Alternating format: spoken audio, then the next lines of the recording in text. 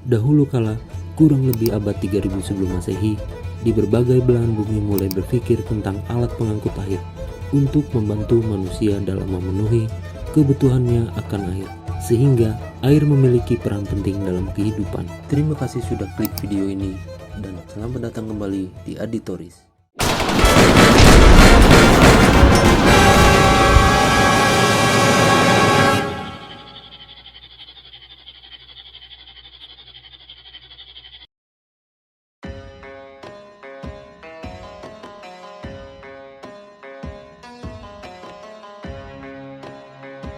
Saduk dikenal masyarakat Mesir sebagai alat yang digunakan untuk mengangkut air.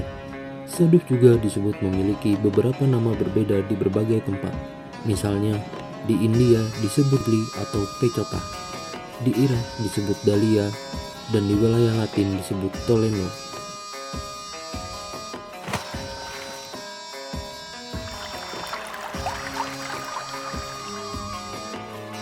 Pada dasarnya, saduk dioperasikan menggunakan tangan yang digunakan untuk mengangkut air dari sumber, kanal, sungai, atau sumber air lainnya. Terbuat dari batang kayu yang membentang hampir horizontal, yang bagian ujung belakangnya diberikan beban dan ujung lainnya diikatkan seutas tali, dan pada ujung tali tersebut terdapat wadah pengangkut air. Pengoperasiannya sangat sederhana. Operator cukup menenggelamkan wadah ke sumber air, kemudian membiarkan beban pada ujung batang kayu mengcounter berat sehingga wadah berisi air terangkat. Alat ini dapat mengairi 0,1 hektar tanah dalam 12 jam.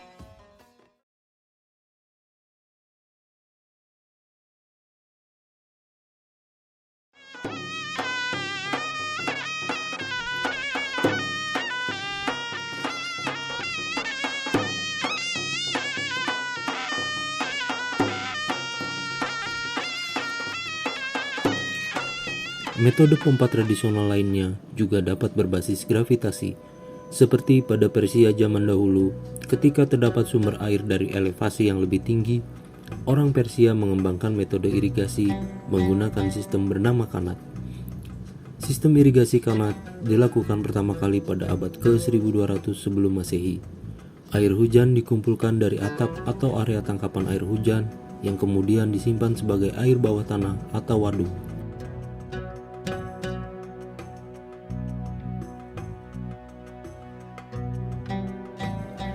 Kemudian dilakukan pengeboran secara horizontal untuk mengalirkan air dari tempat penyimpanan yang nantinya dialirkan ke area pertanian tanpa menggunakan pompa air.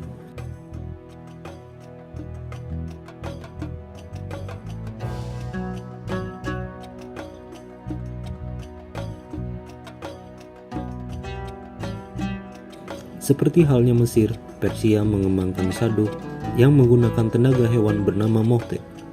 Alat ini ditarik oleh hewan yang berjalan lurus menuruni tebing menjauhi sumber air.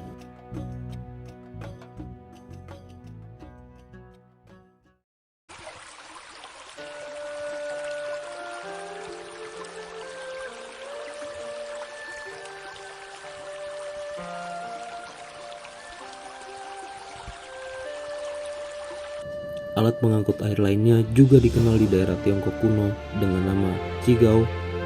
Dan orang Tiongkok kuno juga menggunakan skema pengangkut air yang amat sederhana bernama hudok. Menggunakan dua orang yang saling menarik alat pengangkut air sehingga ember kayu yang berisi air terangkat sampai elevasi yang diinginkan.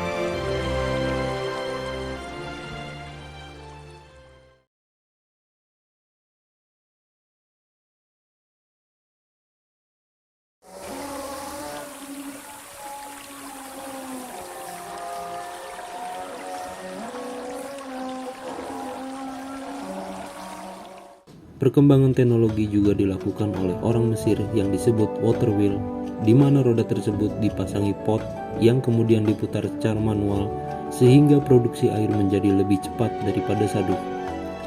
Teknologi ini juga dikembangkan oleh orang Romawi pada abad 600 hingga 700 sebelum Masehi.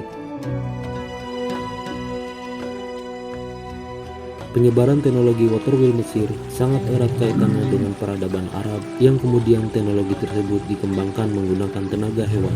Water wheel dianggap sebagai simbol tinggi jejak peradaban Islam dalam bidang irigasi dan teknologi. Water wheel menyebar di bagian lain Afrika Utara pada akhir abad ke-4 sebelum Masehi.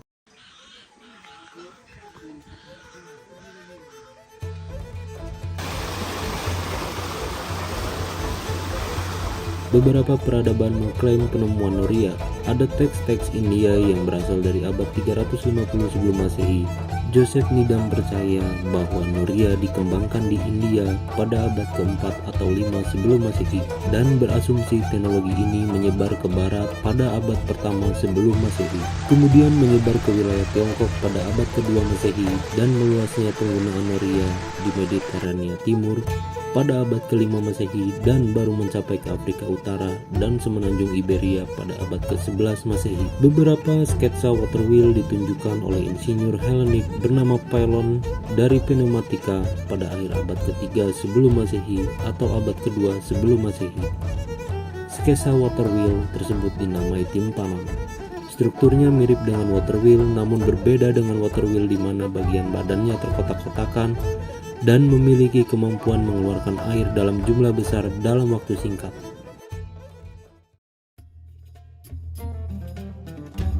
Persia juga mengembangkan water wheel bernama Raha, di mana water wheel dipasangi rantai ember sehingga dapat menjangkau sumber air yang relatif lebih dalam dari water wheel biasa. Kemudian dikembangkan lagi menggunakan tenaga unta yang bernama Zawafa. Zawafa dapat mengambil air melewati lubang sumur yang relatif lebih kecil dan menggunakan bahan metal. Kemudian berkembang lagi menjadi alat bernama Sakia yang merupakan Zawafa yang dimodernisasi menggunakan prosedur siklik, yaitu menggunakan tenaga hewan untuk memutar kincir air dengan gerakan yang konstan secara terus-menerus.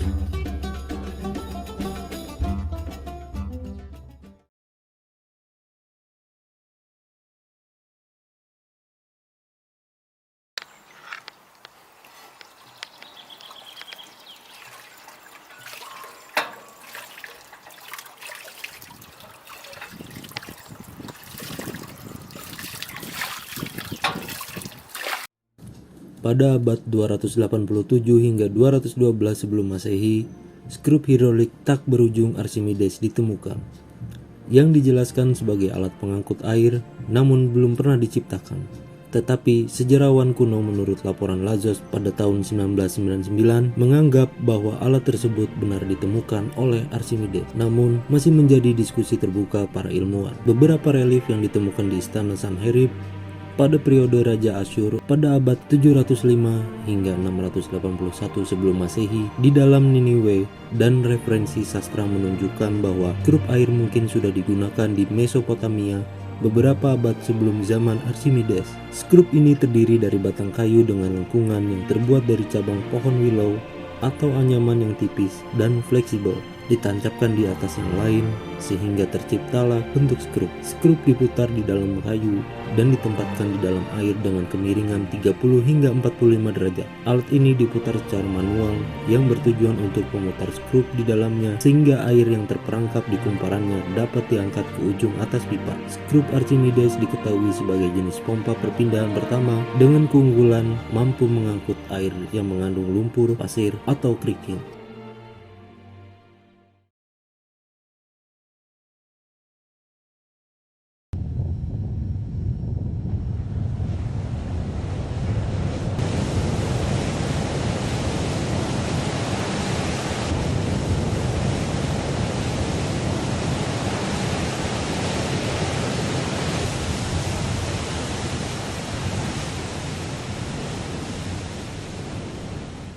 Selain untuk memindahkan air dari bawah ke atas, pompa tekanan juga ikut dikembangkan oleh para insinyur untuk mengosongkan lambung kapal, memompa ruang bawah tanah, memompa di pertambangan, memadamkan api, dan juga jet air.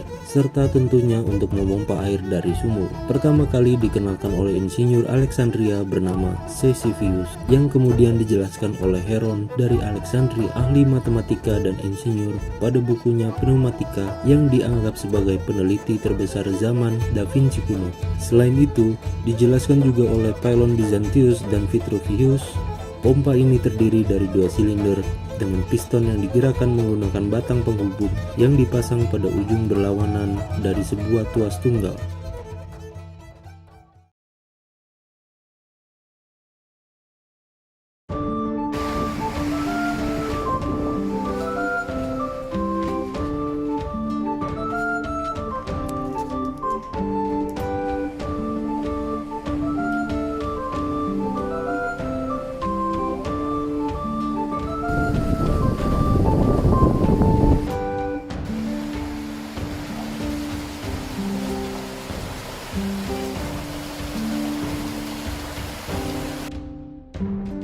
Kincir angin pertama dikembangkan untuk mengotomatisasi penggilingan biji-bijian dan pemompaan air. Pertama kali kincir angin menggunakan sistem sumbu vertikal yang dikembangkan di Persia. Kincir ini memiliki layar vertikal yang terbuat dari kumpulan alang-alang maupun kayu yang diikatkan pada poros vertikal tengah dengan penyangga horizontal. Kincir angin vertikal juga dipakai oleh orang Tiongkok dan mereka mengklaim menciptakannya sejak lebih dari 2000 tahun yang lalu. Dokumentasi aktual paling awal mengenai kincir angin Tiongkok ada pada abad ke-12 Masehi di masa dinasti Ming oleh negarawan Tiongkok bernama Ye Lu Chusai.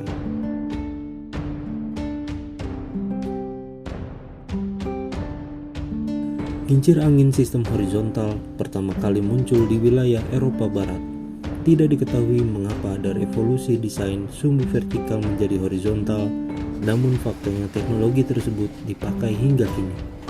Mungkin alasan lainnya adalah efisiensi struktural yang lebih tinggi pada mesin tipe tarik horizontal dibandingkan tipe mesin tarik vertikal. Tipe horizontal lebih sedikit membutuhkan rotor dan meminimalisir persyaratan pelindung.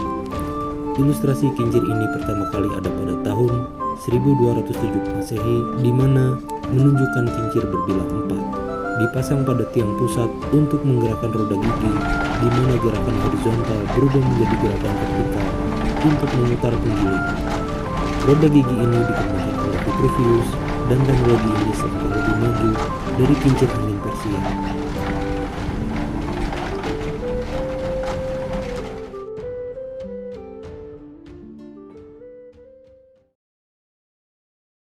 Pada tahun 1580 Masehi, pompa baling-baling geser ditemukan, dan tak lama kemudian, pompa roda gigi pun ditemukan.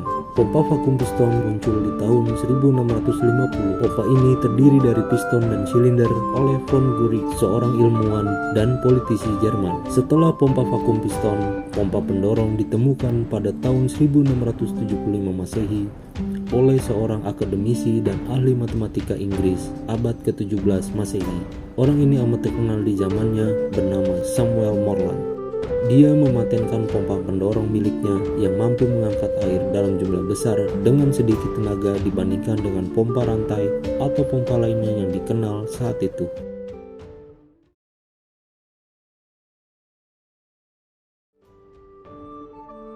Pada akhir abad ke-18, sebuah terobosan diberikan ketika James Watt menemukan mesin uap. Dan pada abad ke-19, produksi motor termal dan motor listrik, serta pesatnya pertumbuhan penduduk perkotaan menimbulkan masalah baru terkait ketersediaan air, yang mana pompa menjadi industri penting saat itu dan nilainya terus meningkat seiring berjalannya waktu. Para ilmuwan terus mencari cara untuk meningkatkan kinerja pompa yang lebih baik, dan hingga saat ini pompa piston, pompa sentrifugal, bahkan pompa vakum membuka cakrawala baru dalam pemanfaatan dan pengelolaan sumber daya air. Penemuan pompa turbin vertikal sumber dalam serta jet pump menjadi teknologi modern yang terus berkembang hingga saat ini.